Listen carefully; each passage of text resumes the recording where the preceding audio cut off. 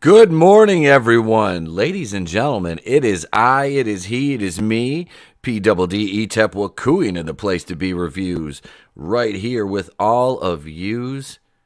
How is everyone doing this morning? I am glad to be here with you. Another edition of the morning show. Mornings at the Place to Be. I hope everybody enjoyed the show last night. We had a great time with Culture Casino, Saggy Melons, and Mad Mardigan. It is always a treat when we have those when Culture and Mad are on together. It's always a treat. So yeah, I hope everybody enjoyed that and are ready for a good show this morning, as we've got a lot to cover. Let me go through here and acknowledge the chat. We've got Snortapoopus, Q Burr, Keely Chow, Vassy Reviews. Good morning, everyone, you beautiful people. Thank you for joining me.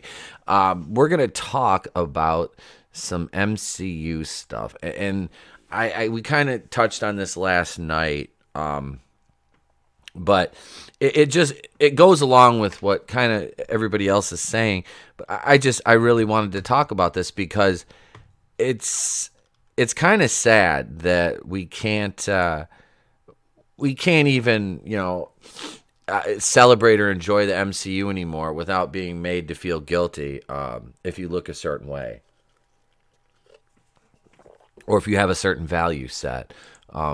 Marvel, this all-new, all-inclusive Marvel that's always been inclusive, but now it seems as though it's, oh my God, we didn't know that this was already inclusive, but we're fixing that because we've got all new. It's like, wait, what are you saying here? I don't know. I find it funny. I do. I find it humorous that nobody believes that diversity or anything existed before 2016. Basically, just calm down. Now get back to your seat. I'll take care of this.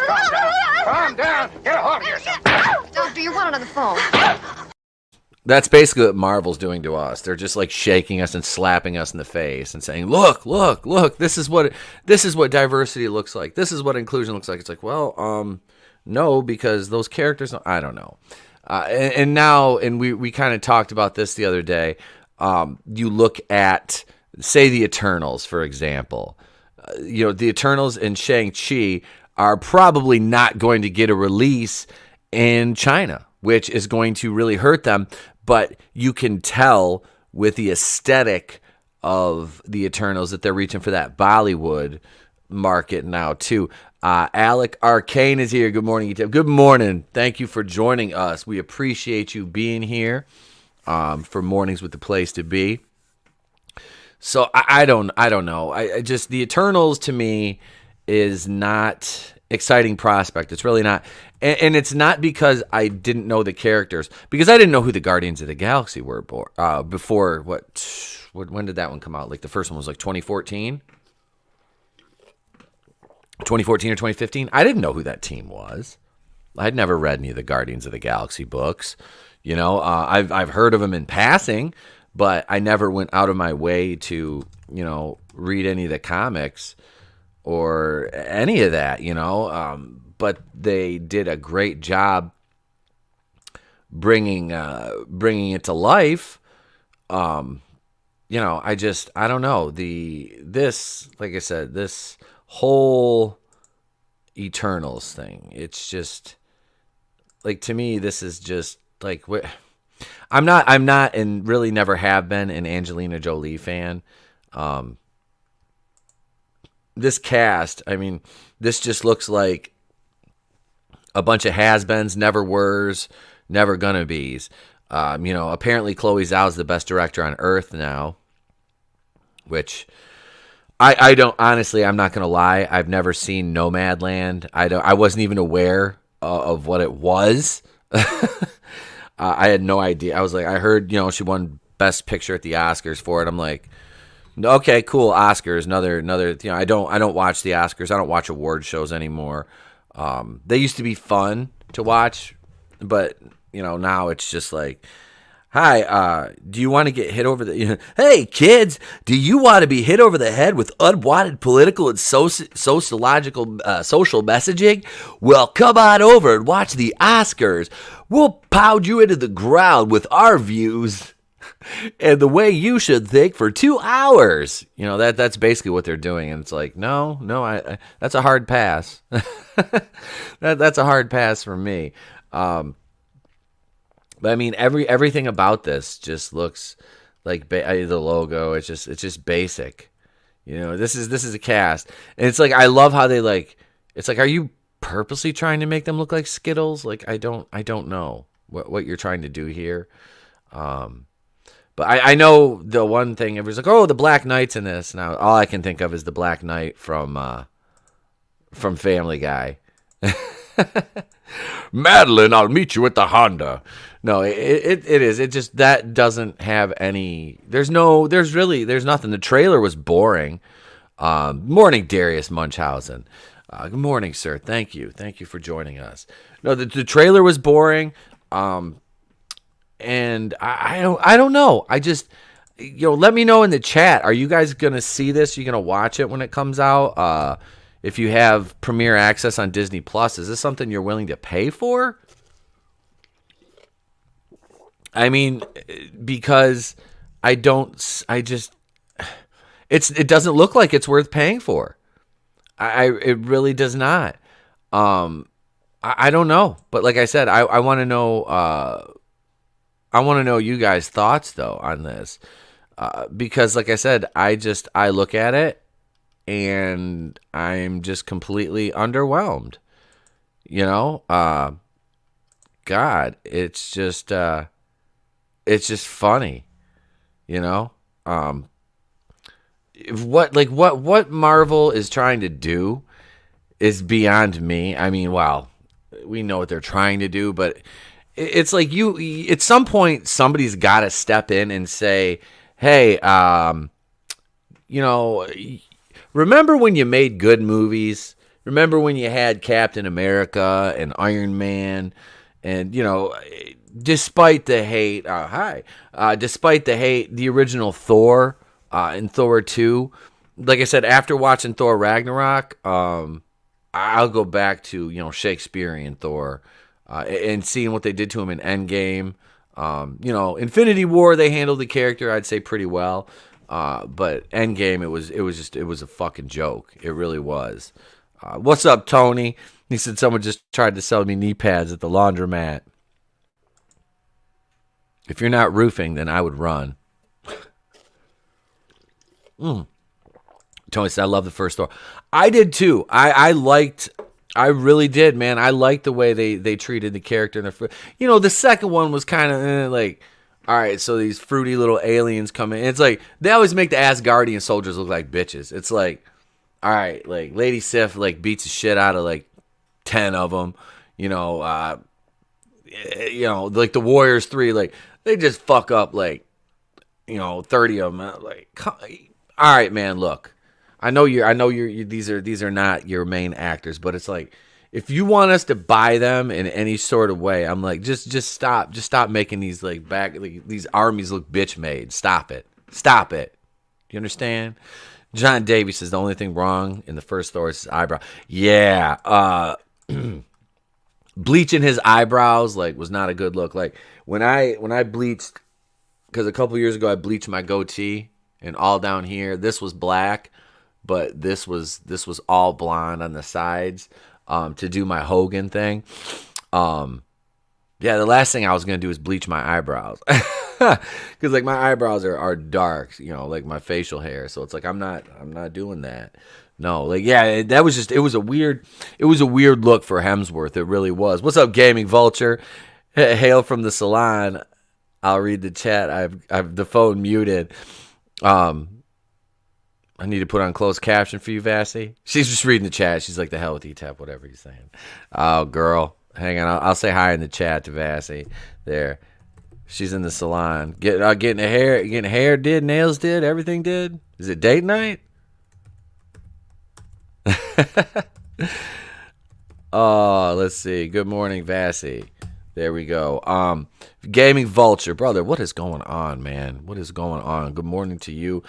Sorry, I am a little tired. And I felt bad. If you're not subscribed to my boy Fanzine, please go subscribe to his channel. He's got 6,500 subscribers. Just had his celebration stream last night, and after the show, I literally passed out. I was done. I sat down in my chair. I was like, I'm going to eat something real quick. I'm going to jump on his stream, and then I passed out. So I feel terrible, but go congratulate him on Twitter at Fanscene and say, and say good morning. Say good morning and congrats to him. Yeah. He just, dude's a great guy. Dude is a great guy. Subscribe to my co-host, Tony Tone Deaf, putting out funny content, thought-provoking conversations over there with Tone Deaf Talks. Vassy Reviews, go subscribe to her. She does wonderful Asylum reviews, and I have to say, as somebody who reviews horrible TV shows, those Asylum movies, I've watched a couple of them, girl. Those hurt. Those are painful to watch. Man. And Gaming Vulture, how many subs are you tell me in the chat how many subs you're at. We'll drop your link in the chat to get you some more subscribers. Cuz you were last time you were at 350. 350. I only need about 350. I think is the last number that I had you at. We're at 686 right now, almost at 700, and getting ever so much closer to that 1,000. I don't know what that, climbing the ladder to that 1,000 mark up there, up top. So we got the watch hours. We just need the subs now. So share the stream out, share the channel, share the links. I hope you enjoy the videos too. In lieu of releasing the shorts, I've done a couple, longer form pop culture news stuff. And as much as I try to get away from doing those, I can't help myself because I want to do more of the reviews because, it's funny because, like I said, the Batwoman videos get all the views. The Batwoman videos and the live streams get all the views. And I'm listening to you guys. I see what you like, But yes, I'm trying to throw some other reviews in there too because there's only a couple episodes of Batwoman left, and I don't want a mass exodus when Batwoman's over. But I will keep the reviews coming. There'll be pop culture news. The live streams are always going to be here. Monday, Wednesday, and Thursdays. Tomorrow I'm recording a conversation with Nano Reaper. We're going to talk about Prodigal Son, the finale episode, as well as where we think it's going to go moving forward, if it moves forward at all, because it was canceled by Fox.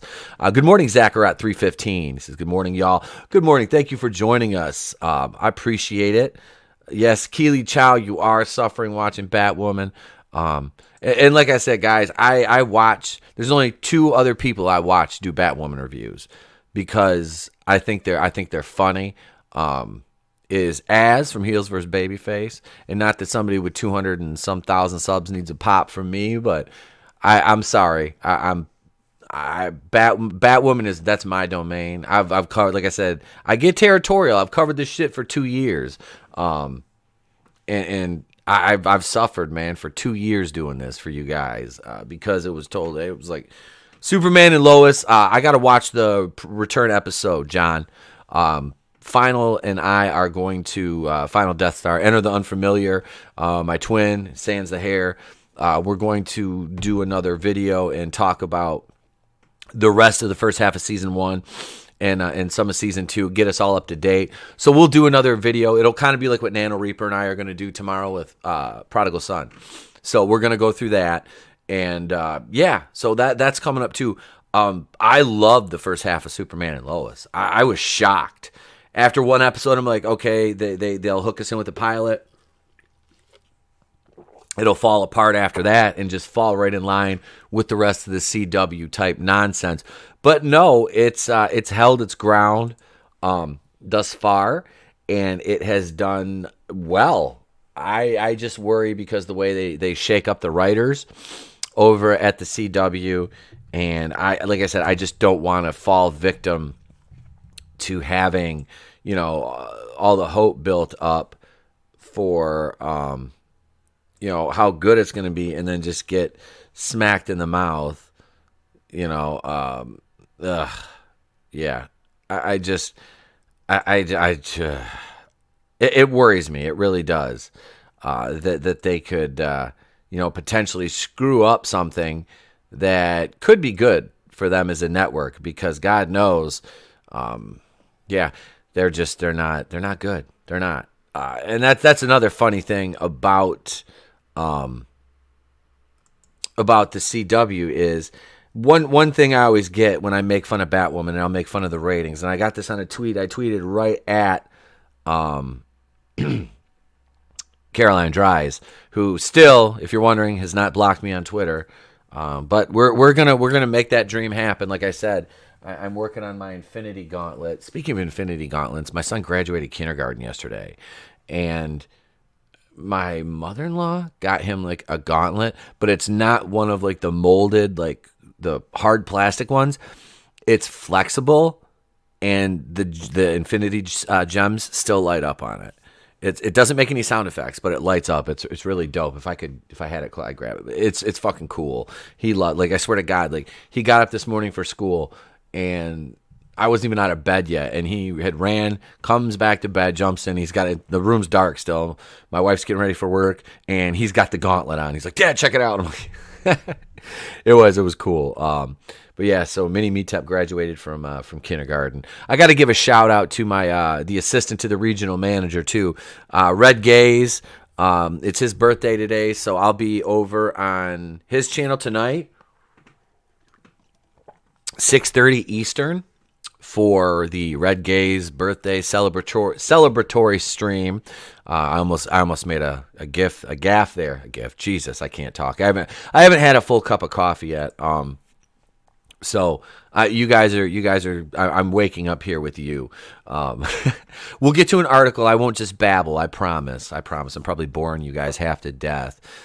But no, Superman and Lois. I'm going to highlight John Davies' comment. Superman and Lois is good because they fired the activists for repeatedly trying to insert additional Batwoman-style diversity where it didn't belong. I'm all for diversity, but when not was told, yes, John, that is a circle gets the square. Let me see here. Hang on. What have I got? This is I don't have like a good like celebration gif, but I got this one. Because that's what heroes do. There you go. That's for John Davies. No, you're absolutely right. And then they tried to flip that story and spin it and say that it was racism, that the reason this writer was fired, because she happened to be a black woman. So they tried to say it was racism. And who wrote the article? Saying, I can't remember who it was. I think we talked about it on a live stream. If I hadn't just deleted every outline for the past, I don't know, 30 or 40 episodes, I just deleted documents yesterday. I was just dumping garbage off my computer, and I was like, I deleted them all. I probably could have went back and pulled the article up, but I can't remember what episode it was.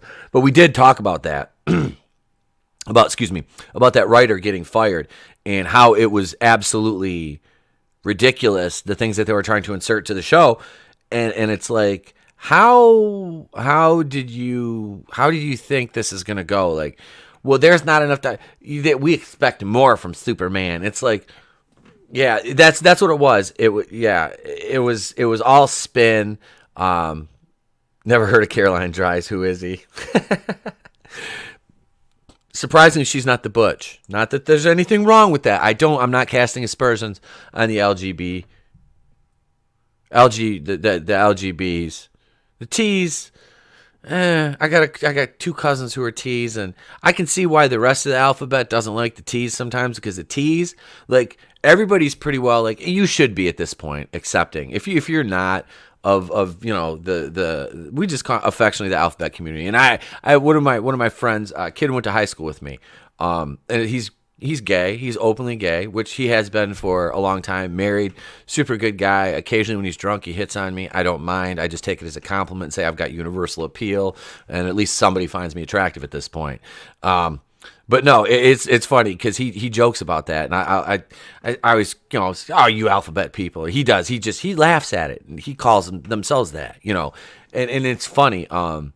because he's kind of like somebody that the gays in Hollywood would want to cancel because he is a gay conservative, which he's way more conservative than I am, which is funny. But no, it is. And yeah, he's one of those people that they would argue doesn't exist. They would claim doesn't exist, but yet here he is, so, it just, and him and I have had some really interesting conversation about that, which is, like I said, it's always fun to meet somebody who goes against stereotypes and things of the like. But a lot of it comes down to, the way you were raised, and, that's it. But I don't want to get political. I just want to kind of bring that those people do exist. If you don't know them, if you don't know any, they do exist, so, but yeah, morning, Chris Underwood. Morning, good morning, sir. There's a 2. Sweet! There you go, man. I'll give you one of those. Let's see. Keely Chouse, I'll be adjusting propers for This Week in Bullshit. I haven't made an appearance on Justin's channel. I thought about ribbing him, and I don't know if I want to say this because he randomly pops into my chats, but I was going to just grab, because he just drops a link. I'll just drop, get on the link. Go on his stream and be like, Jason Voorhees is not a person, and just leave. And just leave. But I can't do it tonight. And I feel bad. Usually I'm on Orville Nation, PJ streams on Thursdays reviewing the Orville, which I love that show. Has anybody watched Stargate SG-1? I'm about to start watching that, and I've never watched any Stargate or any of that. Never watched any of it. So I don't know if I'm going to be missing out on any mythos, or, I'm sure I will at some point. There's probably a show that preceded that, but I'm going to check it out. I saw it it was on Netflix or Hulu when I was looking for Star Trek, The Next Generation. Because I think Tony and I were talking about that, and I think he just started watching. I was like, I haven't watched that in a long time. I really have not watched any Trek in a long time, so I'm gonna check it out. Darius Munchausen, wait, let me go back up here. John Davies says she was fired for subpar writing. It was never racism. It was her being entitled douche canoe. No, absolutely. Trust me, I agree. I don't. I saw, the report of what she was trying to get into the show, and it didn't make sense. It didn't fit. I did hear something about the show that happened. What's tonight? Today's Thursday. Oh, Jesus Christ! I'm live, and I'm like, what day is it? It's Thursday morning. So there's been 2 episodes of Superman and Lois, and I did hear something about Luthor, which makes sense now. And people were like, this is one of the things, they have one black character in the show, and he's a villain. It's like, I found out that he's supposed to be, in somebody in the chat, spoiler alert, in 3, 2, 1, that Luthor is actually Steel from another universe, which I think is cool, because it's like, oh, he's got superpowers too. Nice, but I don't know if that was true or not. Like I said, I haven't seen either the first 2 new episodes yet. So, yeah, let me know in the chat if that's the case. But yeah, John, she was absolutely just an entitled, just biatch. You for Ursine, why aren't we represented? I don't know. The Clown World Review, zombies eat brains. Jason doesn't. You know who else eats brains, don't you, Tony? Darius Munchausen, Stargate SG-1 rules. Okay. Oh, cool. All right. I'm going to watch this. I'll probably, I don't know if I'll do like full on, how I produce my reviews. I don't know if I'll do that style. But I will do quick review videos. I don't know how many seasons there are. I'll have to look and see how many episodes and seasons there are before I say, hey, I'm going to review every episode. It's something I might be able to do in a live stream if I can get somebody else to watch it. Or I could go through Star Trek The Next Generation, too, with Tony, which would be fine with me. Because, like I said, that was the one Star Trek show that I kind of watched regularly. That's the only one. Deep Space Nine, I've seen like 2 episodes. Enterprise, I think, was the thing. I don't think I ever watched an episode of that. I'm not a huge Star Trek guy. I have respect for the mythos and everything. I'm down for either show. Excellent, man. We'll talk about it then. I'll message you. But no, I've never been a big Trek guy. I haven't, admittedly. Like I said, I've seen the some of the original show with Shatner and Nimoy, and then the '80s movies. Wrath of Khan, Search for Spock, Journey Home, all that. I've seen those, but I mean, it's like I've seen them maybe once, and the only thing I can remember, you're just memorable pop culture moments, like Khan, especially that because they did it on Seinfeld. Is Jason Alexander going Twix? And Seinfeld is my favorite show, so they're all back here every season. But yeah, I just I'm gonna, like I said, we'll watch one of them and we'll review it for the channel, and I'm high and I keep ending my sentences with either show. I may or may not be buzzed already. I don't know. Oh, speaking of which, it was and this really just popped into my head because yesterday, Jesus, I sound like my kid. I went to my local provisioning center, and I was able to go in without a face diaper on, and because I walked up to the door and I looked in and I saw the gal behind the counter was not wearing one, and normally every time I've went in, they've been wearing the cover. So I was so happy. I opened the door and I had mine around my neck because it's just that's one of two places I'll wear it. And I said, "Do we not have to wear these anymore?" And she goes, "If you don't care, we don't care." I'm like, "All right." And I just took it off. I'm like, put it in my pocket. I'm like, "Yes." I'm like, "Fine." So yeah, it was. I said, "It's nice to finally be able to see." I said, "It's like going to I don't know, never mind." But anyway, I was gonna make a joke, but I won't. But it's like being at a ninja convention. I want to see more than your eyes. It's because you can't. I mean, my eye. You can tell I'm smiling because I squint and I look like Clint Eastwood. Looking into the sun. It's either I'm like I'm looking at you like I'm smiling and I squint, or I find myself looking at my kid like this a lot, like what? And it's the kids at school too. It really is. Yeah. So speaking of which, I substitute teach, as a lot of you know, and I teach at my son's school, and I have PE tomorrow, which is fine, and then the following Friday I have my first in classroom teaching assignment. So I am supposed to be teaching 6th, 7th, and 8th grade. The principal comes to me this morning when I drop my son off for school, and she's like, "Hey, do you mind teaching 1st and 2nd grade next week?" And I was like, "Oh, no, that's not going to work for me." And she was like, "What?" I'm like, "No." I'm like, my first in classroom day, I'm like, "I'm not taking that madhouse. No. I'll take the 6th, 7th, and 8th graders. They're much easier to deal with. They listen well. They do. They're like my easiest PE class, and they're just good kids."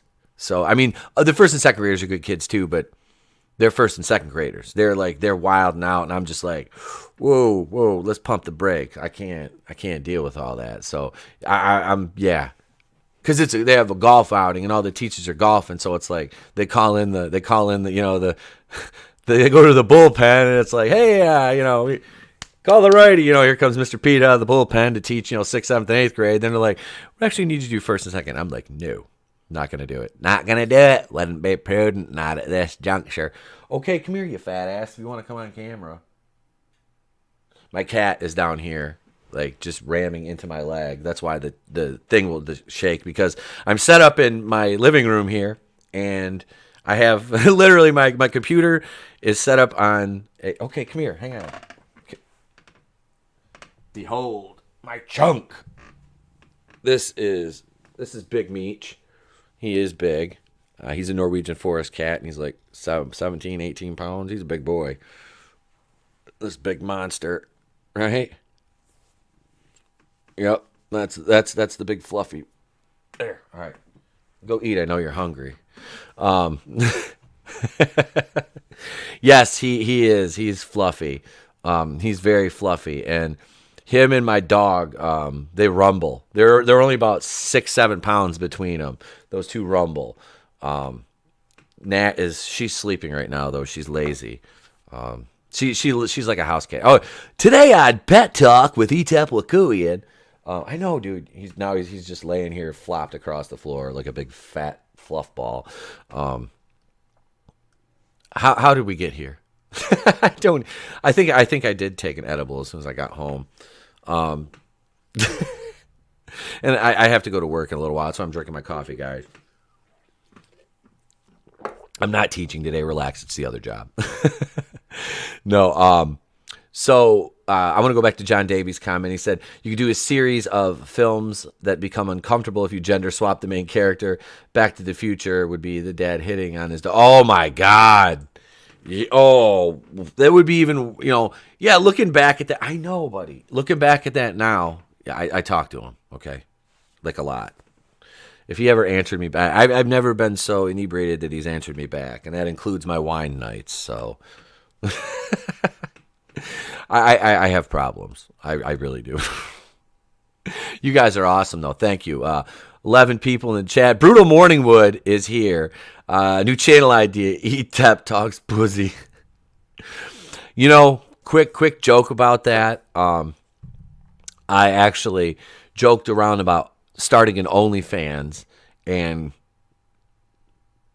if you're in public, you might want to turn this down for a second, but it was going to be it was just going to be Big Meech's pussy shots, and it was just going to be Meech laying around the house in like various places, and like maybe walking to his food and jumping up on his platform where his food. I put his food up. I make his fat ass jump up there. I'm like, you got to work, dude.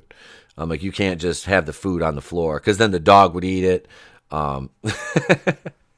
Which he eats the dog's food.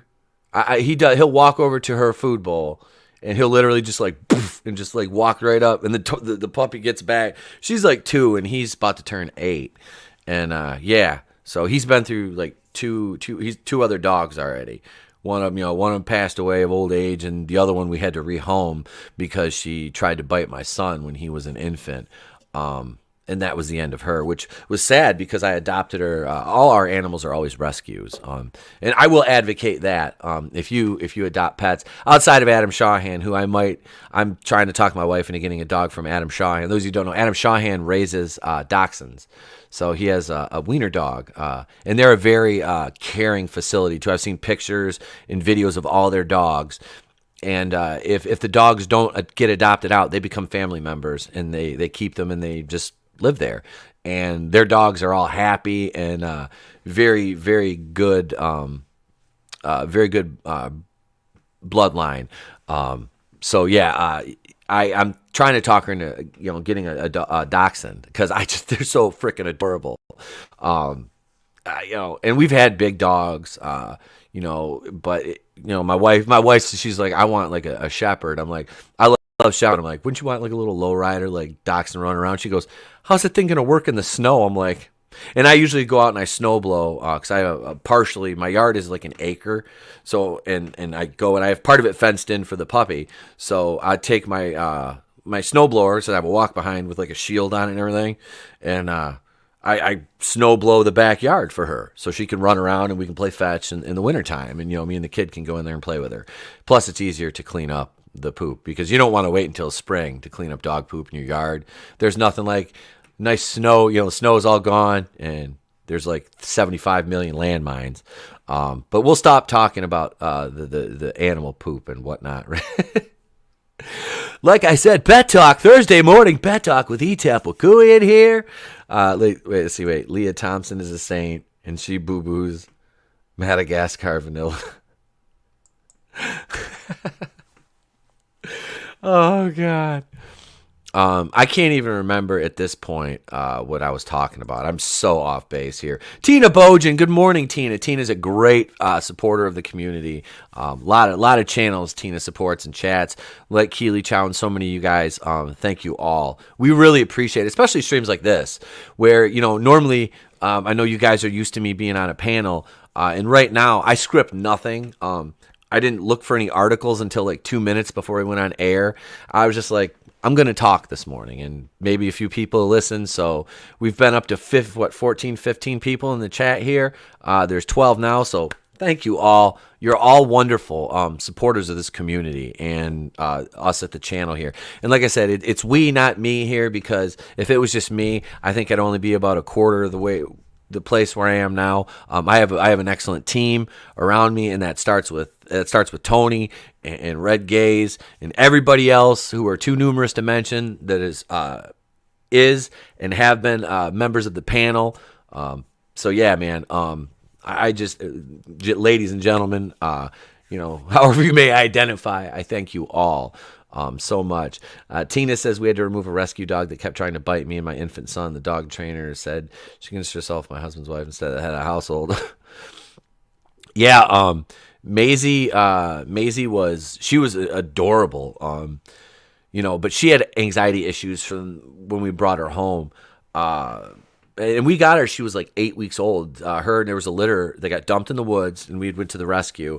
My wife and I were just like, we were going to get a puppy because we had an older dog and 2 cats. I was like, we're going to get a puppy. And she was the only female of the litter. And yeah, I mean, she was literally on Xanax. Like, I'm not even joking. The dog was on Xanax. That's how bad her anxiety was. She would hide underneath the bed, any loud noises. I'm a big gun guy, and we could never take her. I could never shoot when we were at our cabin because she was always freaking out. Like my dog now, she heard gunshots last weekend. It was just like, whatever. I was chopping trees down. Me and my buddy are both using chainsaws. I was running a tractor, 4-wheel drive tractor with a bucket, and she's right there, didn't freak out or anything. So I'm like, see, that's, it's good. Get them around from an early age, and they just get accustomed to it. Hey, morning, Phoenix Animation. Says, morning, brother. How are you? I'm excellent, man. Like I said the other night, I think it was Monday, Tuesday, I was like, I'm finally back to 100%. Healthy again. I'm not down with the sickness anymore. It wasn't the coof or anything. I have really bad allergies. Still, I have my whole life. And the pollen has been horrible, and I got a cold at the same time. And yeah, I felt it coming on for like a week. And me, I'm such a hypochondriac. I'm like, oh my God, I'm dying. And I felt it coming on for like a week, and then it just hit me. And that's I had to cancel the one Wednesday night show and a couple other appearances. The Monday night show was difficult for me to get through. It really was. And you can still hear it a little bit. So I apologize for that. But yeah, it was difficult, And then Tuesday I had Rogue Squadron, and then I was done. The next morning I was like, oh my God, I can't barely even talk. And somehow I still managed to put out some videos. So yeah, that was getting through those was difficult. I'm listening back to them now going, oof, man, I sounded terrible. There wasn't enough auto-tune in the world to fix that, I swear. Hail Daisy Divine, Chris Underwood. So my mom rescued her cat Pumpkin 20 years ago when mom passed. We took her with us. She just passed about a month ago. It's always a good feeling to save a pet and give it a good life. I'm sorry, man. And I remember seeing pictures of that cat all over your Facebook, dude. So I apologize. I do, man. I do. That's it. Always sucks to lose an animal.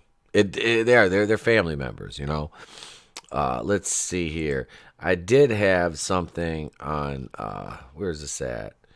Bounding into Comics. I want to talk about this because I might be able to venture to the movie theater. I gotta get with Nano Reaper. I might have to move our start time back because the local theater that's like 3 minutes from my house just opened back up. So I want to go and watch a movie that I can't remember what the hell's playing there, but I'm just like, it sounds decent. I want to go watch it. You know what I mean? I want to go to the theater. I want that sense of normalcy.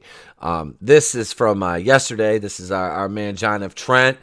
Big shout out to the crew, Drew, John, Spencer, Donald, Josh, all them over, and John over at Bonding in the Comics, doing the Lord's work, spin-free journalism. New poll reveals the top 10 most anticipated summer movies, and I love how they showed it. Now, Black Widow, I would have been happy with Black Widow 6-7 years ago. It just, oh man, you seriously dropped the ball, and that's why this movie, it might not do what they think it's going to do until they take it out from behind that paywall. Like I said, I look at this like the New Mutants. Now, it hasn't been delayed as long as the New Mutants was, obviously, and there haven't been. I can't attest the number of reshoots for Black Widow. I'm sure there was some. Obviously, there is with almost every production. But my thing is, we know where this story goes. We know how it ends. We know that this character is dead, and I'm sorry. It's nothing personal against Florence Pugh. I'm sure she's a wonderful woman, but I don't need another Black Widow, and that's why they shouldn't have killed her off when they did. It's like you don't like what are you gaining? I mean, other than Florence Pugh is obviously a little bit younger, but it's not like ScarJo is some old mare limping to the barn. She's still very competent in her role. I didn't understand that in Endgame, and that's why, like, looking back at Endgame, I retroactively dislike it much more than I did when I first saw it, because seeing something like that at the end, the denouement of the MCU, it's a very emotional thing if you've any investment at all, and I'm just like that. But it was especially when you lose Iron Man and Black Widow.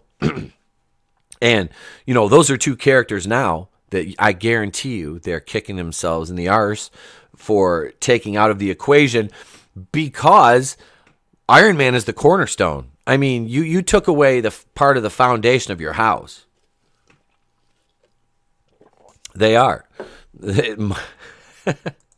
Marvel is playing their pew card. They are. Pew pew.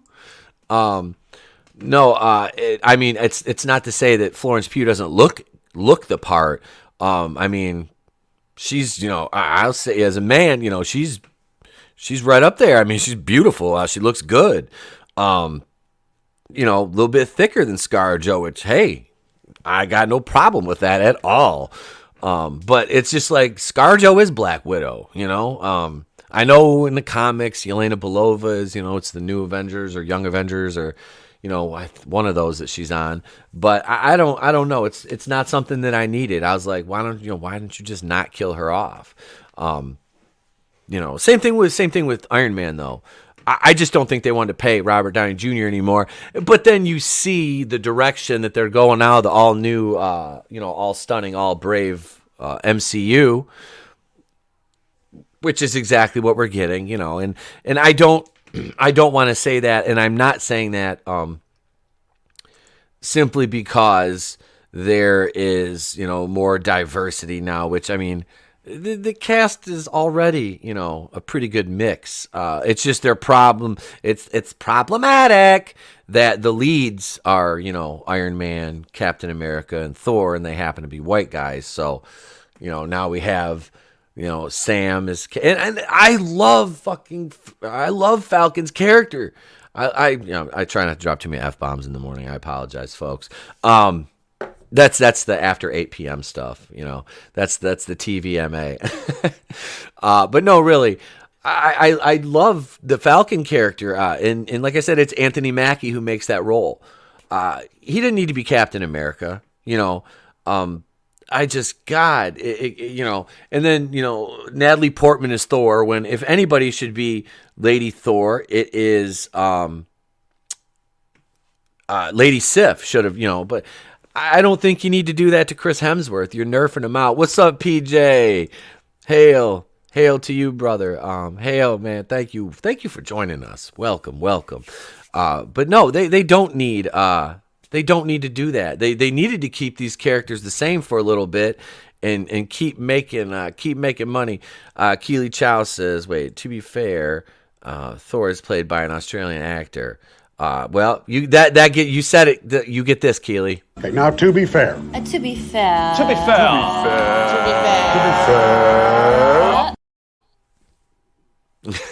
Little letter Kenny for you in the morning. No, but Hemsworth is still a white dude. So it's like they're like, well, no, I don't know. And I don't have a problem with Lady Thor. I have a problem with the way they're doing it, and they're just the way Thor's been treated post Rag. Well, it goes back to Ragnarok for me because I didn't like Ragnarok. Maybe an unpopular opinion.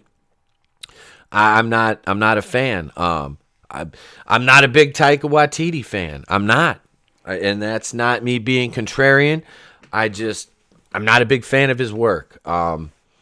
Like I said, outside of what we do in the dark, the rest of it I can just do without it. I will give him credit. The episodes of The Mandalorian he's done have been done well. So there's that. But this whole Thor movie, you've got everybody and their brother in this now. You've got the search for Valkyrie's queen of New Asgard, and you've got Lady Thor, and you've got the Guardians, you've got Gore the God Butcher. I think you've got I don't know who else is in there. But there's a huge cast. I think Russell Crowe is making an appearance. Now, a lot of these are going to be, spot appearances outside of Gore, the God Butcher, who is a main character. What's up, Johnny Cage, JP7? But, I was excited when they announced Thor 4. I was like, all right, sweet. So we're going to get hopefully something better than Ragnarok. And then they're like, directed by Taika Waititi. I was like, oh. And then they're like, and it's going to be Lady Thor. And I was like, ah, and Valkyrie's going to be searching for a queen. And I'm like, ah, it's like Hide the Pain Herald. I lost all my enthusiasm for the movie over the course of like 2 days as all this stuff came out in the trades. I was like, and this is back in 2019. Before the dark times, before the pandemic. I'm going to get a Q sticker for that, aren't I? No, so let's go through this article here a little bit. And I don't have any anticipation for Thor now. And Doctor Strange is kind of losing its luster for me as well. A brand new poll reveals the top 10 most anticipated summer movies. The poll, conducted by Fandango, titled Return to Theaters Study, was taken by 4,000 moviegoers between May 3rd and May 23rd of 2021. USA Today claims the surveys were specifically taken by Fandango ticket buyers in the month of May. Oh, well, that seems legit, right? And Fandango, we believe you too. On Twitter, Fandango revealed the top 5 most anticipated summer movies as a result of the poll. They wrote, let me click up. That's distracting. They wrote, we took a poll of which summer movies people are most excited to see in theaters. The top 5 are Black Widow, A Quiet Place Part 2, Fast and the Furious 9, The Suicide Squad, Shang-Chi, and The Legend of the Ten Rings. I think I'm going to call BS on that. I'm actually going to see, possibly, if I can get my time set back with Nano Reaper on Friday, I'm going to go see this, Quiet Place Part 2. I've wanted to see that. I did a trailer reaction to that when the trailer first dropped, and I wasn't a huge fan of the first one, but the second one looks like, it's going to give some origins, which I was missing in the first one. That's what I didn't really like about it, was I was missing the origins, and I really wanted John Krasinski to just at one. I'm sure there's some in the outtakes somewhere, but him to do a Jim Halpert just during right, okay, so this is kind of dark, but in the first one, if you've never seen A Quiet Place, there's like a scene where one of his kids, one of his little boys gets eaten by this alien, and it's because he has this airplane, and it makes noise, a little spaceship. And these things are like ultra sensitive hearing because they have no sight. So the plane goes off, and before he can run to his kid, one of these aliens comes through and just swoops the kid away, and he's just gone. He's dead at that point. He's gone. They've eaten him, tore him up, whatever. And I just wanted John to do one of these, just be like, one of the Jim Halpert looks to the camera. I just thought it would have been freaking hilarious. God. But I'm sure, like, if they did that, there's got to be an outtake out there with him doing that. Phoenix Animation says, ETEP, did you see the pics of Natalie Portman, Valkyrie, and some dude making out a set of Thor? It wasn't Natalie Portman. It was Taika Waititi, Rita Ora, and Tessa Thompson. Yeah. Yes, I did. And I'm like, it just, all I picture is Diedrich Bader from Office Space going, what would you do if you had $1 million and just two chicks at the same time? And it's like, I think Taika Waititi is dating Rita Ora, and I don't know how Tessa Thompson, or he's dating Tessa Thompson's forehead. I'm not sure how that works. I don't know. Brightest Day. What's up? What up, man? Welcome. But yeah, I did see those pictures, and I was like, it's a bold strategy, Taika. Let's see if it pays off for you. It is. It's yeah. I mean, he's a Hollywood director. He's got two chicks at the same time. I mean, am I a little bit? Yeah, hell yeah. That, do you, bro? Do you? But yeah, man. Tessa. Yeah, Rita Ora used to be good looking, man, but Tessa's just like, I thought Tessa Thompson was attractive for about 2 seconds. I was like, and I was like, and it's not her looks I'm gauging her career on. I'm gauging her career in the fact that I think she's unlikable. I kind of do. She comes off as very Brie Larson-esque to me. I think that's why those two are friends. They're both evil. Phoenix says, Johnny Cage says, ew. Yeah. Looked like Nat Portman from one of the angles. No, it wasn't. It wasn't Natalie. It was Tessa and Rhea. It was me, Austin. I wanted to see that. I wanted to see like one of them just be like, it was me, Austin. It was me the whole time. I'm making that into a GIF. That's it. That's gonna be a GIF. Probably for Batwoman when she finds out who Black Mask is, or I don't know. I'll figure it out. The girl that's best in the gag at Stockade. The kind of, yeah, pretty much. But yeah, yeah, no more Tessa Thompson. I don't want to think about that. Let's see. So yeah, that's what they say. Black Widow's number 1, A Quiet Place 2, Fast and Furious 9, 4 is Suicide Squad, The Suicide Squad, and 5 is Shang-Chi. Yeah, like I said, the box office on Shang-Chi should be fun without China. That and the Eternals. Man. Fandango executive Eric Davis would reveal the other 5. Cruella, The Conjuring, The Devil Made Me Do It, The Hitman's Wife's Bodyguard, Space Jam: A New Legacy, and Hotel Transylvania and Transformia. Cruella looks like trash. The Conjuring looks good. Big shout out to my boy Commander Cody at Pursuing Paranormal, because he's going to be covering that, because he covers paranormal stuff, and he wanted to compare what's real to the sensationalization of it in the movie version. The Hitman's Wife's Bodyguard, I don't even know what the fuck that. I feel like Thanos. I don't even know who you are. Space Jam: A New Legacy. LeBron, you kiss my ass while you're kissing China's. Hotel Transylvania, Transform. That I'll probably watch, because I've watched all the other ones with my kid, and the Hotel Transylvania movies are funny. They are. She's a 6, and her attitude is a -10. That's about it. That's about it, Phoenix. Yeah, that attitude makes it even worse. Let's see. So I just can't help myself to click on that. Not only did the poll provide the top 10 most anticipated summer movies, but it also claimed that 96% of ticket buyers plan to see multiple movies in theaters this summer. 64% specify they will see 5 or more. USA Today also claims the poll reports that 87% of moviegoers claim the moviegoing experience can't be duplicated at home. That I do agree with.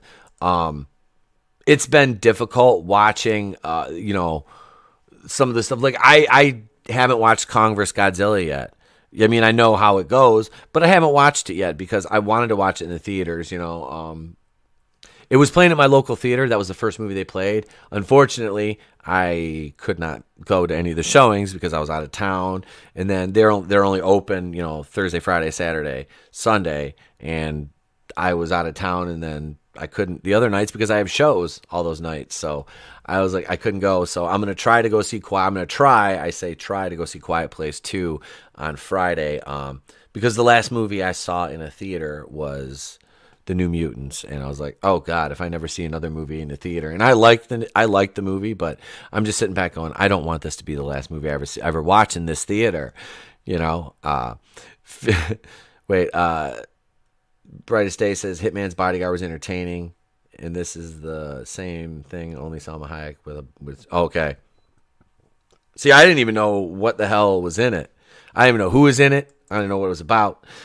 Phoenix says The Conjuring looks great. Hitman's Wife should be good too. Salma Hayek's always win. Yeah, that's like with her and Eternals though. It's like I have no anticipation for the Eternals whatsoever.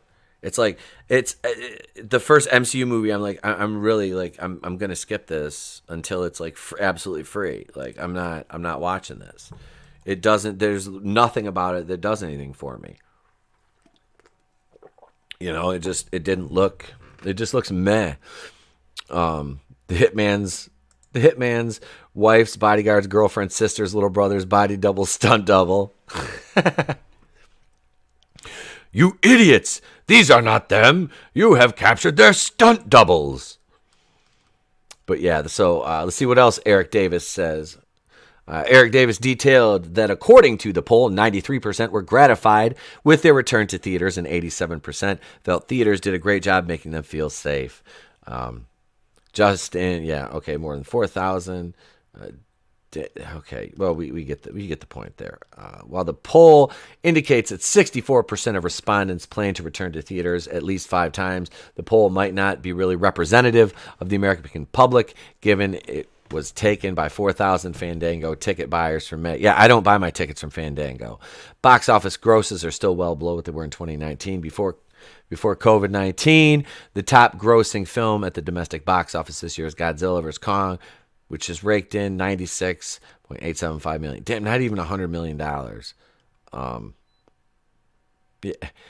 Aquafina. Is it just me? Does anybody else just not care about Aquafina? I'm sorry. I don't take anything that I don't know. Like I'd never seen Crazy Rich Asians. I haven't. I don't know.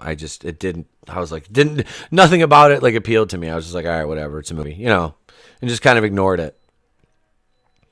Let's see. Daisy Divine says The Eternals is the first MCU movie to not inform you of the heroes and villains. Yeah, it does. It's just meh to me. Let's see. Tom and Jerry. Okay, so the steep drop off the second film, which is Raya and the Last Dragon, 48.4. Tom and Jerry at 45.6. Funimation's Demon Slayer film, 4th at 43.9. Mortal Kombat rakes out the top 5 with 41.2. So let's see. In contrast, the top 5 of 2019 all gross over $434 million at the box office. Yeah. Are you going to be home at 11? No. The refi guy's in town. He was wondering if we could meet at 11. I'm 10 minutes, I know. Okay. 11? Yeah.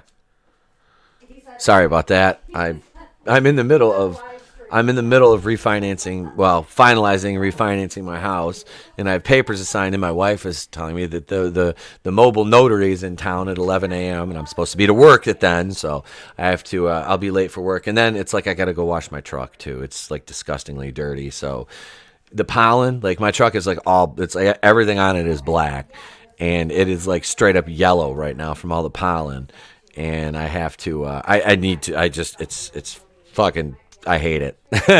Yeah, so, and they just re-blacktop my road, so it's all dusty and shit. Yeah, so that's the first world problems, I know, right? But I miss box offices like this.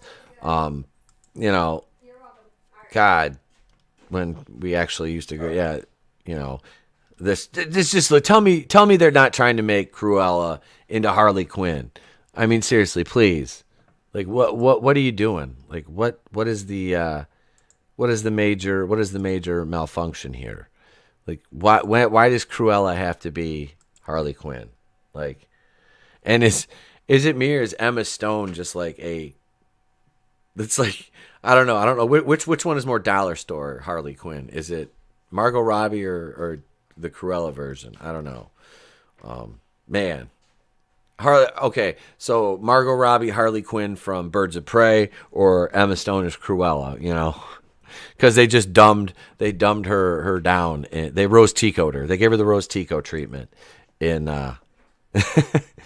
in Birds of Prey, which was a terrible movie, by the way. I mean, absolutely horrendous movie. That was bad. All right, so that's it for the article there. I mean, let me know in the chat. What are you guys? Have any of you been back to the theater?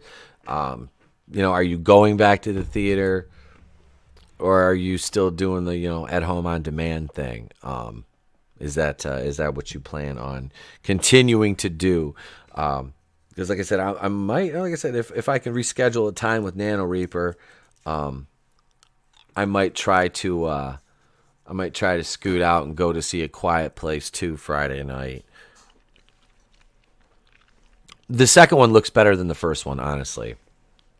And like I said, for me, that's because you're getting more origin than we got, and I don't know truly how much it's going to be. I try to avoid spoilers for it. I mean, we know, we kind of know the gist of it, but, I've avoided individual, specific, anything that has a specific plot point to it. I've kind of just ignored it. Let's see. Johnny Cage, JP7. I've had enough of villain films for a lifetime. I'm not going to bother with Cruella. It doesn't even look good. You're trying to make us like, feel for this. This bitch was literally like gonna kill puppies. Like what? Like I'm not feeling sympathy for her. You know what I mean? Like I'm sorry. You were gonna kill puppies. I'm not ever going to feel for you. It doesn't happen. Shit. One of the I'm looking through other articles here. I want to share this. Because this was I liked this movie. This was kind of fun. Kevin Clark of School of Rock was 32. He died. I said, damn. Former child struck and killed by a car riding his bike. 32 years old. He was the drummer. Oh, that's sad. I don't know. Were any of you guys School of Rock fans? I thought that was kind of back when Jack Black was still somewhat funny. And also, how I think it would have been freaking hilarious if they actually went through with it and made the Green Lantern movie with Jack Black, like was planned with him and like the singing puppets and shit. Like, you can't tell me you wouldn't have watched that glorious train wreck. You know what I mean? Like, you would have watched it. It would have been funny. I don't know. I think I think it would really it would have been like the Nicolas Cage Superman. You know what I mean? Like who didn't want to see Nicolas Cage as Superman? Like really, if you say you didn't want to, you're lying. You can lie to us, but don't lie to yourself. Like Nicolas Cage would have been freaking hilarious as Superman. Here we go. I was talking about this last night. I said because I'm not a fan of Pat, whatever you want to call him. But I'm interested to see how the movie looks and what Matt Reeves does with it. I'm a Batfleck guy. I like Ben Affleck as Batman. I think I like him as Batman better than I like Christian Bale. So I do. I like Batfleck better. But I'm interested to see the direction of this one. And Saggy Mellons brought up a good point last night when she said that, you know, they should have cast him as like a Terry McGinnis Batman and not done a Bruce Wayne story. I would be all right with that because I admire when a studio will take a chance, you know, and it may be a swing and a miss. It was like I said, the Fox X-Men, the Fox Marvel universe, they took chances. You know, a lot of them, you know, like I said, were swings and misses, but when they hit one out of the park, they hit it out of the park. So I like that, and I admire that if a studio will take a chance on a property, and that would have been admirable if they tried to do like the McGinnis one, like or the Batman Beyond. But you know, I don't know. They're just everybody wants to play it safe. So Batman and Spider-Man run that parallel where it's like, how many times can we see Uncle Ben die? How many times can we see? Well, that's a shame. How many times can we see Uncle Ben die? And, you know, and Thomas and Martha Wayne, you know, we don't need to see that that many damn times. The guy who played Kick-Ass should have gotten the Batman, but he's going to be in the MCU. I've never seen Kick-Ass. I've never seen it. Let's see. Robert Pattinson explained his new agreement with the studio. He also acknowledged them for their filmmaking and dedication. Warner Brothers and HBO have always been synonymous with groundbreaking filmmaking. I'm thrilled to be working with them to discover the most exciting new voices in film and television and help bring their visions to life.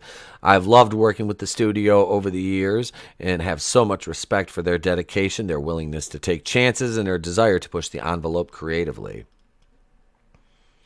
He looks almost as bad in that as Javicia Leslie did in those first images they showed of her with the cowl on. And yeah, I don't know. It doesn't look right. Courtney Valenti, president of the production and development for Warner Brothers, and Richard Brenner, president and chief creative officer for New Line Cinema, shared praise for Robert Pattinson.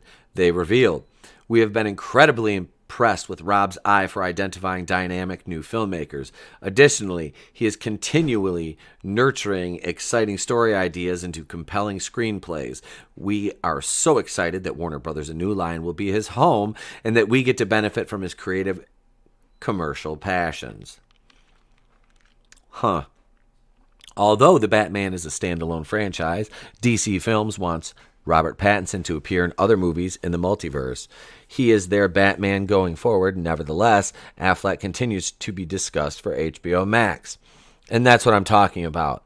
That's basically having, you know, a man and a little boy, you know, playing alongside each other. Damn. Nerium. Hale, what's up? Welcome. Wait, it's Johnny Cage's it's Johnny Cage's birthday too? Really? Well. Happy birthday, Mr. Johnny Cage JP7. Happy birthday to you. Alec Arcane says he's also Quicksilver from the MCU. He was cast as Kraven the Hunter. Yeah, I saw that's. I was going to talk about this next. Actually, I saw that they cast Kraven, and I will. I want to talk about that after this article. Alec, thank you for bringing that up. Actually, that is. I saw that and I was like, is. I don't know. I heard rumors a while ago. They were talking about what's his name, Jeffrey Dean Morgan. Somebody rumored that. It was just a rumor, but I was like, Jeffrey Dean Morgan. I was like, as Kraven the Hunter would be hilarious because all I would see the whole time would be Negan. You know what I mean? It would just be Negan. Just out there, I wanted to see him, little pig, let me in, showing up at Spider-Man's door. Except he'd have to have an accent. It'd be like, little pig, it's not let me in, let us in, comrade. But no, back to the Batman here. So yeah, they've got, there's still the rumors of a show with Affleck as Batman moving forward. So Pattinson's still around. E-Tep, you sound like a tractor when you get mad. Oh, you're welcome, Johnny Cage. You are welcome. The guy who plays Kraven is kick-ass. Oh, he's Aaron Taylor Johnson. He looks mature compared to Pence. Yeah, all right, I got you. Oh, I've been called a lot worse. I'm fine with that. But damn, yeah. Any of you, if you watched my my Powerpuff Girls video yesterday, there was a point where I was trying to say mutagenic, and for some reason I just kept stumbling over it. And it was like three or four takes to get that. I was like, I got so, but yeah, I left the outtakes in there because I can make fun of myself because I could make a career out of that alone. And you're welcome, Johnny Cage, JP7. But yeah, let's go over here to the wrap, and bam, here we go. This is Aaron Taylor Johnson has nabbed the lead role of Kraven the Hunter in Sony's Marvel film, the studio announced on Wednesday. The studio also locked in the actor for multiple pictures as the iconic Spider-Man villain. J.C. Shandor is directing Kraven the Hunter. The project is being billed as the next chapter of Sony's universe of Marvel licensed characters. Art Markham and Matt Holloway and Richard Wenk wrote the screenplay, while Avi Arad and Matt Tolmach are producing. Okay, there's one of these names that really makes me nervous, and it's Avi Arad, because had it not been for Avi Arad, we would have not had Eric Foreman as Venom. So that would have been much better. Yeah, Avi Arad just needs to stay the hell away from. Born into Russian aristocracy, Sergey Kravenov, a.k.a. Kraven the Hunter, is an obsessive big game hunter who was introduced as a Spider-Man villain in The Amazing Spider-Man number 15, 1964. There, I'm done with the accent, I promise. And created by Stan Lee and Steve Ditko. As seen in the original comics, Kravenov began his career using the typical tools of the hunter, but over time, he developed a preference to take down large animals with his bare hands. After meeting a voodoo witch doctor named Calypso, Kravenov took a herbal potion which enhanced his physical powers and gave him strength, speed, and senses to match a jungle cat. The potion also extended his life, keeping his health and vitality for years to come. See, this is a villain I think that really has potential to be good, and that's why I'm kind of glad it's being handled by Sony, because I don't know, I'm so tired of like the complete like Marvel formula. You know what I mean? Like it's gotten very just paint by numbers to me. And that's not a recipe for, continued success, because there is going to be a time where the fans do get sick of it. Calypso, so does that mean there's a Disney Pirates of the Caribbean crossover, or just lazy racist? I think Calypso actually was a character in the Spider-Man comic. Or isn't he like a witch doctor of some kind in the Marvel universe? I mean, somebody in the chat that knows the books better than I do can opine on that, because I'm not exactly sure, but I want to say that he is a character, but I don't know. Let's see. Over the years, Kraven was established as one of Spider-Man's most formidable enemies. Among other things, he was part of the original Sinister Six and was the centerpiece of the groundbreaking 1987 storyline Kraven's Last Hunt, a crossover of The Amazing Spider-Man, Web of Spider-Man, and Peter Parker, The Spectacular Spider-Man comics. Kraven the Hunter will be released on January 13th, 2023. The actor's credits include Bullet Train alongside Brad Pitt. Okay, yeah. So... yeah, this is Kraven. What say the chat? I'm kind of curious as to what you guys think about Aaron Taylor Johnson taking this role. It's like I said, I would have been happier with the Evan Peters Quicksilver actually being Quicksilver in the MCU instead of being Ralph Boner, but that's just the way the MCU is now. It's it's kind of meh and just ridiculous. But I don't hate this casting choice. I think this guy's a good actor. I think he could look the part. So, I mean, I'm fine with it. Avi Arad being part of anything, it's like, okay, so is Avi Arad going to be like, oh, this needs Rhino too? See, and that's another one. I've been waiting to see, is it Rhino? Yeah. I think it's Rhino. Man, anyway, I've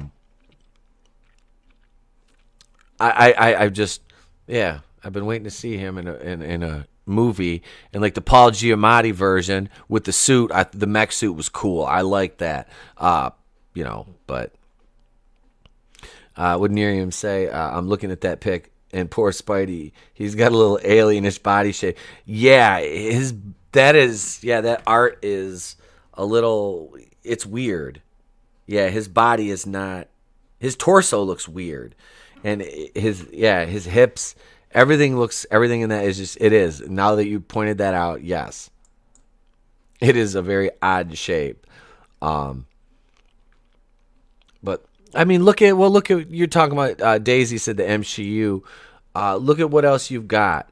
And like I said, She-Hulk, man, when they announced I was like, all right, Jennifer Walters is, gorgeous. She's built, she's a badass, she's fourth wall breaking. In the 80s and I think even in the 90s, still cool. Now they made She-Hulk basically into like Hulk with a ponytail and a crop top. It's just like, why? And then they cast this Tatiana Maslany for Jennifer Walters, and she's this kind of small little thing, and it's like, now Jennifer Walters, is usually in She-Hulk form, all the time. And it's like, well, they'll just CG everything like they do. Like I would have appreciated them casting an actress who was actually like built, So the transformation when she goes into like, Berserker Hulk or whatever, would have been a little bit less. So it would have been kind of more true to the character of her just being in, green She-Hulk form all the time. But yeah, I don't know. Like I said, it's almost like, well, look at Red Sonja. There's another one right there. Another opportunity for a redhead And nope, they went the other way. And that's not a slight to the actress that got the role. She was in Ant-Man and the Wasp 2. She was Ghost. And I believe she's got other credits. Nothing against her acting ability. She's most certainly a beautiful woman. I don't know anything about her personally. It's not like I know, her, if she's like some kind of weirdo, activist, or if she's, just a normal functioning, actor, I don't know. But like I said, I've only seen her in the one thing. So, but it's just like, could you play the role? Yeah. But I mean, this kind of isn't who Red Sonja is, but I don't know. Put her in the chain link then. Let's see. She's got to wear the outfit, but they'll be like, no, that's problematic. Put this potato sack on. I have no idea what they're going to do. I don't know. I probably won't watch it. You know what I mean? It's just one of those things. But no, the MCU is just, it's kind of just this mess moving forward. It really is. Because they're still trying to maintain the original continuity.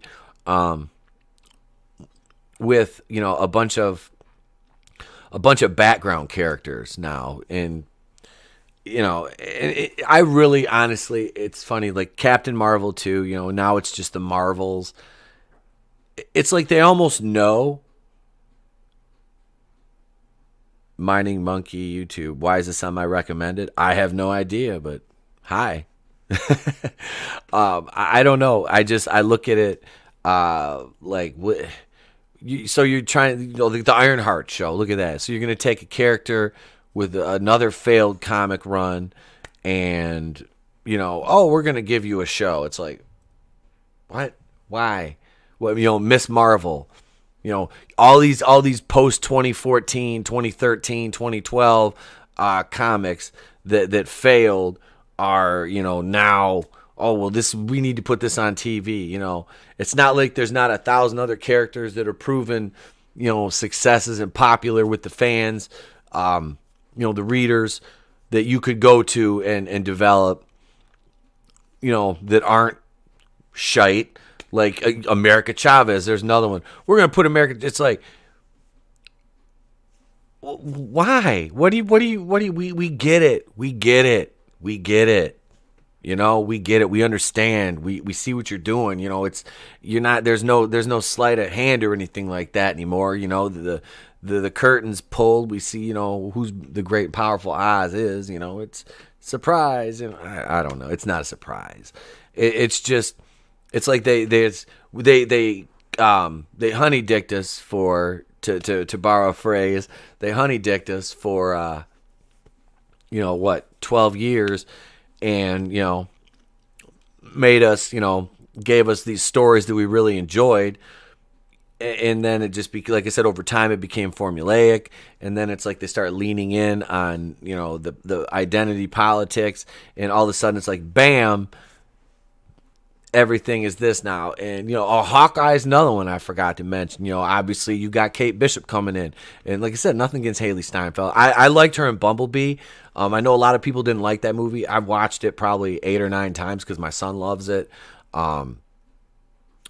So, I've seen it, and like I said, I didn't dislike her character in it at all. Actually, it's funny. I think that's probably one of the best movies that John Cena has done was Bumblebee. But no, it was a decent movie. That's kind of what I thought the Transformers should be. Was that beginning scene on Cybertron? It was like, oh wow, like this is how it can look. This is how good it can look. And compared to the Michael Bay movies, which were like, and I just the Transformers: The Last Night, the one that teased what the hell's that big ass dude's name? The one that Orson Welles did the voice of in the movie. It's gonna kick. Somebody's gonna say it in the chat, and it's gonna pop right into my head as soon as because it's right there. I want to say Galactus. What the hell was that big ass planet in Transformers that was just eating other planets up? And Orson Welles did the voice. I could look it up, but Unicron. Thank you. Could not be reached for further comment. Unicron. Thank you.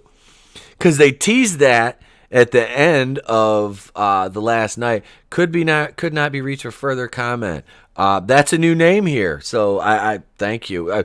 Or if you're subscribed already, thank you. I cannot see everyone that subscribes because some people don't have their subscriptions public, and that's fine. But so I always feel bad if I'm like, welcome, and it's just a name I haven't seen in a chat before. So welcome, thank you very much. Thank you very much. I don't have the Brie Larson gif anymore. We got rid of that one. But Unicron, they did there was just. The beginning aesthetic of Bumblebee with the way the Transformers were and everything, it looked so good. I'm like, and like I said, it wasn't a terrible movie. I'll dive into a bunker now because we actually own it. Somebody got it for my son for it was like for Christmas or something like that. But that's one. Yeah, I didn't see it in theaters, but it's one that we got a copy of it, and I was like, and he likes it, so I've watched it a couple times. But Chris's damn MacBook had to update in the middle of the stream. Oh, we were just getting ready to go on the air Tuesday night on Rogue Squadron, and I was in the middle of saying something, and then my computer just went whop and shut down, and I looked, and it's because the battery was apparently dead, and my cord was like unplugged, so I just popped it back in, and everything just went right back to where it was. I was like, whew, it was in safe mode or something. I am so horrible with like tech anything. I'm terrible, really. I might as well be a boomer when it comes to that stuff. Like I'm bad with it. Like my phone, I joke, like seriously, like I have a Galaxy S8 phone, and I'm still kind of figuring stuff out on there. Look, as long as I can use the basic shit that I need to use, I don't care. One of the kids at the school I work with was asked, well, why don't you have an iPhone? I'm like, because I'm not 5 years old. No, I've just never been into Apple. So I've never owned anything Apple. Okay, boomer, there it is. and Google just thought I was asking it a question on my phone. It just pops right up. Hey, what do you know? We hit what do we hit? We hit 687. So we picked up a new subscriber this stream. Thank you to the new subscribers at the channel. I appreciate you all. Like I said, man, you guys make this worthwhile. You guys are the reason I do these streams and all the videos and everything. The rest of my day is going to be very, very busy, though. No more sing. No, I'm not releasing any videos today. Tomorrow I have to teach, but it's a half day, so I'll be out early. So I'll be releasing a video tomorrow. And like I said, I'm recording with Nano Reaper tomorrow night. Hopefully I'm going to try to move that up about a half hour so I can go get to the movies and watch A Quiet Place too. It's bad where it's like, would I rather just sit home and stream or record or go out and go to the movies? Like I need to go out and go to the movies too because, like I said, the theater is a couple minutes from my house. This is the one I grew up going to. So yeah, it's really a cool theater. Vassy says 700 squad. That's right, girl. Chris, almost 700. Man, you've been around here forever, bro. You have been around here forever. He said the other channel and now here, yeah. Yeah. I'm telling you. I was it was all just point and shoot. It's like I got to do this in one take because if I fuck up, I'm gonna have to start over again. That's the way it was. Yeah, for those of you, like I said, who might be newer and haven't looked back, because there's got to be 600 videos by now total. But a lot of them were just old. The old school videos were just point and shoots. That's all I did. I didn't start editing for about probably 7 or 8 months. Yeah. And then, like, when I started editing, I started doing it on my phone. Yeah, because I had Filmora on my phone, and then I got the Filmora app program on my computer. I got it as an early Christmas present from my mom. She bought me like a lifetime package for it, and so that's what I use to edit. Is it's like Filmora at 10 or 11 now because it gets upgraded for free, which is awesome. So yeah, that's what I use for editing. But honestly now, and I say this, and some of you are probably like, "Oh, we don't care." The editing stuff that's some of the most fun. Like the producing, the production of the video, it's a lot of fun. It really is as a creator, and it's like I really do like, and that takes so long for me. Like the video I did yesterday was like 16 minutes long, which I'm laughing. I'm like, I didn't really want to do a 16-minute video on the Powerpuff Girls. Hail, Ladonis Ravenwolf. Hail to you, brother. Hail, my Rogue Entertainment brethren. What is going on, sir? Vasty says, I'm still trying to work out Premiere Pro tutorials. But no, I didn't want to do a 16-minute Powerpuff Girls video, but it was like, it's editing. That's it. It's just like, I'm like, all right, and that was all unscripted too. Like I didn't like script out anything that I was going to say in between the points of reading the article. It was just like, I worked my way into a joke and then like hit it with a GIF, put those in and, edit around the music. And yeah, it is like that. That is the most fun, the creative process on that. It is so much fun to do that. I love that. And actually, that is. It's like now it's like I want to finish the stream, and I want to finish the stream up, and then I want to like do a video, but I can't, because I got so much to do today. But no, I'll be tonight. Like I said, I'll be on Red Gaze's stream with Miriam and Gaze and probably a bunch of other people celebrating that, and yeah. It's going to be a good time. Like I said, I'm not going to be on Orville tonight. I apologize for that. I'll be back over there next week on Thursday. Like I said, tomorrow I'm going to probably do a video after I get out of school. I'll try. I don't hate me if I don't put out any content tomorrow, because I'm going to record that with NanoReaper and edit that up, and I'll release that for you over the weekend, because I'm going to be going out of town and doing and going taking my son to the zoo on Saturday. Our local zoo opens up, so I'm going to take him to see his two favorite tigers, and spend some time with the family this weekend. You'll get another Galaxy High review from me. There's no Batwoman this Sunday, so Monday I'll do episode 6 of Galaxy High. Probably a short video. We have Monday night going in Raw. This week, joining myself, Tony, and Red Gaze will be Enter the Unfamiliar Final Nether Regions Death Star. He'll be joining us on Monday night. Next Wednesday, I've got myself, Tony, Angelus Draven, and I don't know who else yet. Thursday, you'll have the morning show. There'll be a lot of fun stuff, man. I keeping this content rolling for you guys. Live streams, like I said, the videos, they're fun. They're fun to make. The short videos are honestly very easy and fun to make for me because I'm never on camera in them anymore, which is probably for the best. But no, those are fun because I get to sit there and I just write a little script out. And yes, Vassy, you can. You can. You just have to record some voiceover work for me first. That's it. Like I said, if those of you haven't heard Vassy's accent yet, go subscribe to her channel and listen to her talk about asylum movies. She should be doing the ASMR stuff, definitely. But yeah, we're gonna have you back on soon too, Vassy, because we're gonna do another ladies' night on Wednesday. I hope Loki is fantastical nonsense. I haven't talked about Loki yet. We can talk about Loki for a minute. I love Tom Hiddleston as Loki. I do.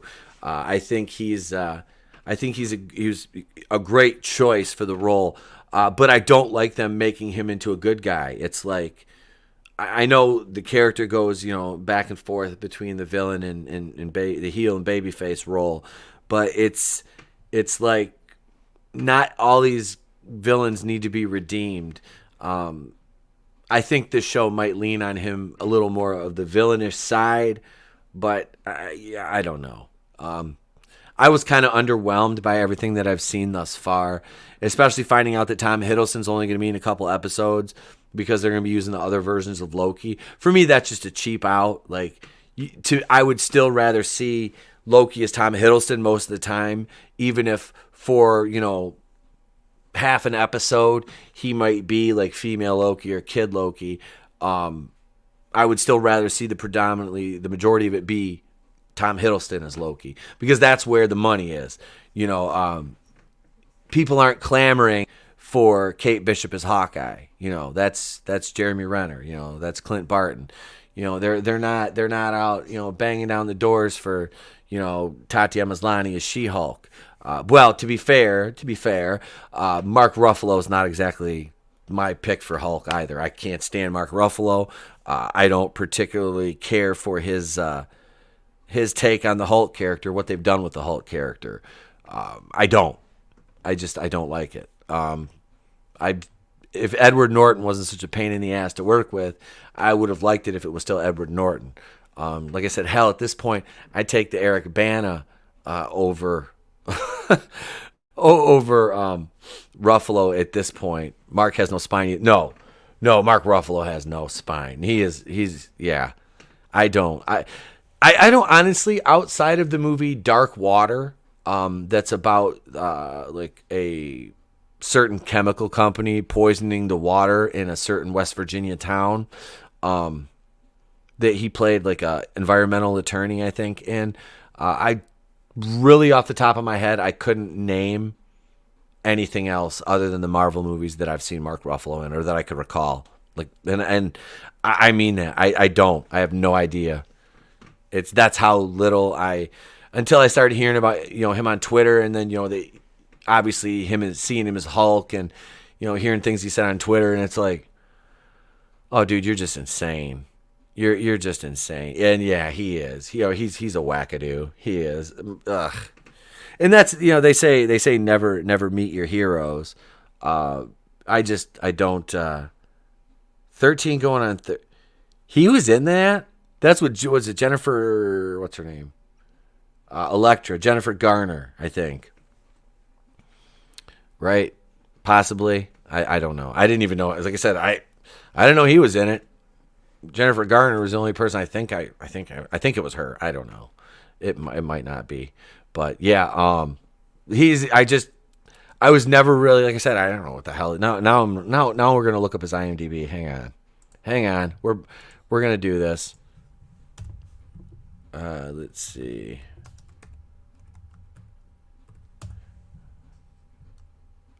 Mark Ruffalo.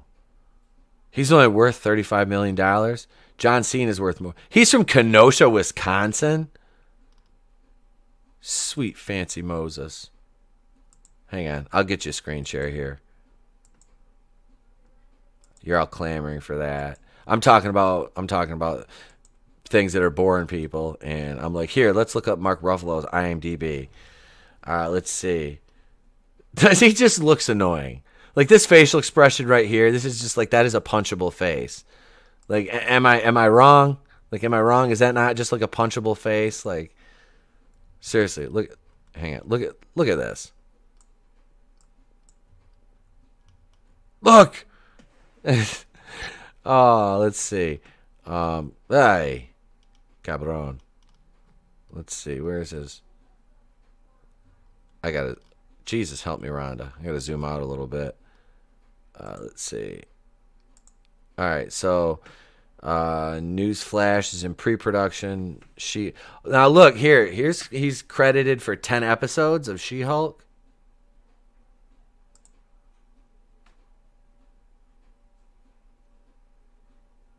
Huh. See? Look at that. We stumbled across. Because, I knew he was going to be in it, but I didn't know he was going to be in the whole thing.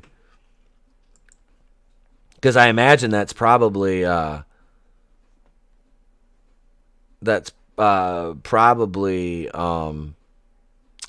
shit. I lost my train of thought. That's probably the entire run of the series. Like, I don't know if they plan on making that a continued, season after season thing, or if they're just going to do one season and then introduce her but they wouldn't really have a role for her in a movie yet, unless they have something, unnamed. But I haven't heard anything about a She-Hulk movie, so I don't know. He was in Shutter Island too, see? Thank you. Could not be reached for further comment. Gollum was in it too. Andy Serkis. Tommy Gladden. What's up, Tommy? How you doing, brother? Mark Ruffalo is She-Hulk because he bitch made. What If? War of the Worlds video short. I know this much is true. I have no idea. Miniseries. Dark Waters. Yeah, that's the one. That's the one about the water being poisoned. The Normal Heart, Foxcatcher, Infinitely Polar Bear, Now You See Me, Iron Man 3, yeah. Margaret, Date Night. I've never seen Date Night. Shutter Island. I watched Shutter Island once. I think I bought that for my wife. I watched it once. What Doesn't Kill You, Where the Wild Things Are. Never seen that. Sympathy for Zodiac. I can't remember if I watched that. Reservation Road, Blindness. Yeah, 13 Going on 30. Video short. Collateral, 13 going on 30. Eternal Sunshine, The Spotless Mind. Don't remember him in that. Yeah, 54. Dennis Blood Money, The Last Big Thing. Fish in the Bathtub. CBS Summer Playoffs in 1989. American Nuclear. He played Michael. Dun, dun, dun. Oh, man. So, yeah, that's an interesting trip down the Ruffalo hole, as as Brutal Morningwood said. Oh, God. Well, we've been going an hour and 46 minutes. I think this is a good place to. I think this is a good place to end it. Is that notary will be here in 15 minutes. So, and then I got to get ready for work still. The book was better as usual, probably. So Vassy Reviews, Daisy Divine, Tommy Gladden, could not be reached for further comment. Brutal Morningwood, Alec Arcane, Phoenix Animation, Chris Underwood, my brother, is just too sweet. Lodonis. Who else up in here? Who else is up in here? Johnny Cage, JP7, happy birthday again to you. Mighty Monkey, YT stopped in. We picked up a new subscriber. Nerium, thank you for stopping in. Brightest Day was here earlier. Orville Nation, PJ, Brutal Morningwood, Tina Bojan, Snortapoopus Q Burr, John Davies. Thank you all. Keely Chow, the Phantom Menace Ultron, Darius Munchausen. I'm going all the way back to the beginning. Thank you, one and all, for joining us this morning. Like I said, be sure if I have time later this afternoon, which I don't know if I will try to sneak in a short for you. I can't promise anything, but join us tonight over on Red Gaze's channel, 6:30 Eastern, for his birthday celebration stream. And tomorrow I will be, like I said, I'm teaching tomorrow, so I won't be be able to produce a long form one. But tonight, if I could put something together for tomorrow to release, and then record that, record with Nano Reaper, and I might come home if I go to the theater. I might come home and go live tomorrow night.